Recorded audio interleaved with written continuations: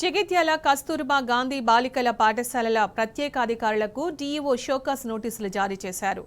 మలయాళ, కోరుట్ల, ధర్మపురి మండలాల్లోని కస్తూర్బా ప్రత్యేకాధికారులకు నోటీసులు ఇచ్చారు. గత 22 రోజులుగా టీచింగ్, నాన్ టీచింగ్ స్టాఫ్ నిరవధిక సమ్మె చేస్తున్నారు. ప్రత్యామ్నాయంగా ఇతర ఉపాధ్యాయులను జిల్లా విద్యాశాఖ అధికారులు సర్దుబాటు చేశారు. వేరే ఉపాధ్యాయులు వద్దంటూ విద్యార్థులు లోనికి రాకుండా అడ్డుకున్నారు. ప్రత్యామ్నాయ ఉపాధ్యాయులను అడ్డుకున్నందుకు బాధ్యులుగా ఉపాధ్యాయులను నోటీసులు జారీ చేశారు.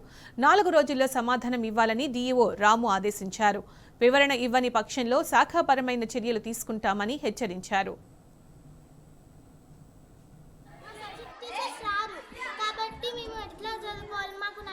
టీచర్స్ రారు కాబట్టి మమ్మల్ని ఎవరు చూసుకోరు మేము లాస్ అవుతాం. ఇప్పుడు వచ్చిన న్యూ టీచర్స్ క్లాసెస్ చెప్పి వెళ్ళిపోతారు, కానీ మా నైట్ డ్యూటీ టీచర్స్ ఎట్లా మేము లాస్ కామా?